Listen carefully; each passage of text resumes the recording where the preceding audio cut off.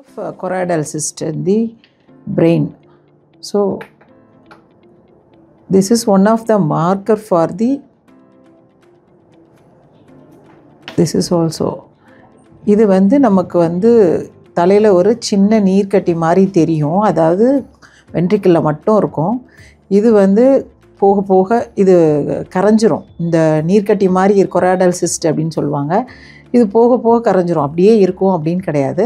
But இந்த மாதிரி இருக்குன்னா குழந்தைக்கு மூளை வளர்ச்சி கம்மியாக இருக்கா அப்படிங்கிறத நம்ம செக் பண்ணிக்கணும்.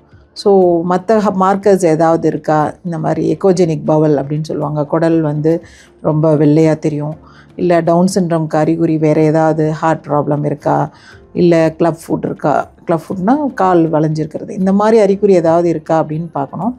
இதுக்காக வேண்டி தான் நம்ம வந்து மூளை வளர்ச்சி டெஸ்ட் அப்படின்றது என்டி மார்க்கர் டெஸ்ட்டுன்னு 11 to 12 வீக்ஸில் என்டி டெஸ்ட் பண்ணுவோம். அதில் ஓரளவுக்கு ஏதாவது சிம்டம்ஸில் அதாவது பிளட் டெஸ்ட்லையும் அதையும் கோரிலேட் பண்ணி பார்க்கும்போது ஏதாவது தெரியுதா அப்படின்னு பார்க்கலாம். அப்படி இல்லை அதுக்கப்புறம் விட்டுட்டோம்னா ட்ரிபிள் மார்க்கர் பார்க்கலாம்.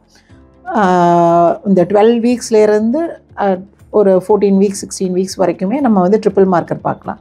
ஸோ 18 வீக்ஸ் தாண்டிடுச்சு அப்படின்னா நம்ம குவாட்ரப்பிள் மார்க்கர் பார்க்கலாம். ஸோ இந்த மார்க்கர்ஸ்ல எல்லாம் டவுன் சிண்ட்ரோம், பட்டாவு சிண்ட்ரோம் அப்படின்னு சொல்லுவாங்க.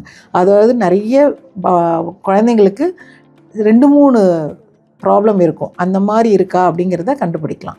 ஸோ இந்த கொராய்டல் சிஸ்ட் மட்டும் இருந்ததுன்னா இது ஒன்றும் பயப்பட வேண்டியதில்லை, இது பின்னாடி கரைஞ்சிரும், நார்மலாக வர்றதுக்குமே வாய்ப்பு இருக்குது.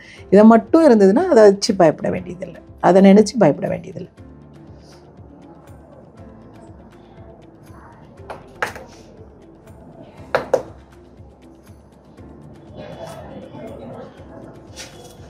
ஸோ இந்த பேபிக்கு மற்றது எல்லாமே நார்மலாக இருக்குது.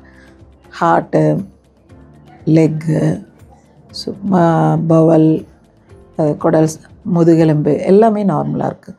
ஸோ இந்த பேபி நார்மலாக இருக்கிறதுக்கு நிறைய வாய்ப்பு இருக்குது.